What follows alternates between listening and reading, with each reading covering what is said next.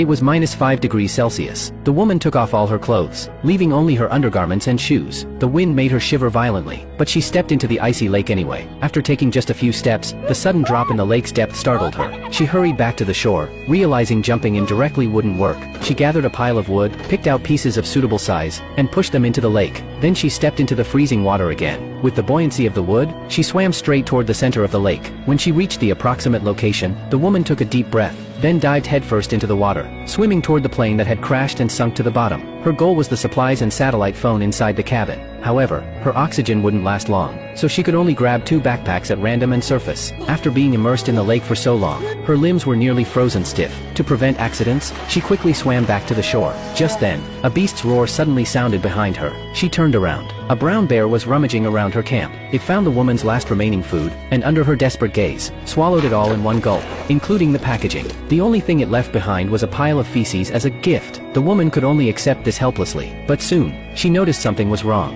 The brown bear was walking toward her companion's body nearby. The woman grew extremely anxious. Fortunately, the bear wasn't very hungry. It lost interest in the body after a while, and disappeared into the woods. Back on the shore, she buried her companion's body immediately. Returning to the camp, she opened the backpacks. Inside were bundles of neatly wrapped US dollars, all intact. Yet, at that moment, the money was nothing but scrap paper to her. What she needed now was water and food. Fresh water was available near the camp, but it was murky and mixed with various animals' excrement. It had to be boiled before drinking. The problem was, she didn't know how to start a fire. All she had left was a bag of money. She had a bold idea. The woman unwrapped a bundle of cash and piled the bills together, then used her glasses as a magnifying glass to concentrate sunlight. Soon, smoke began to curl from the banknotes. Before long, the flame of hope flickered to life.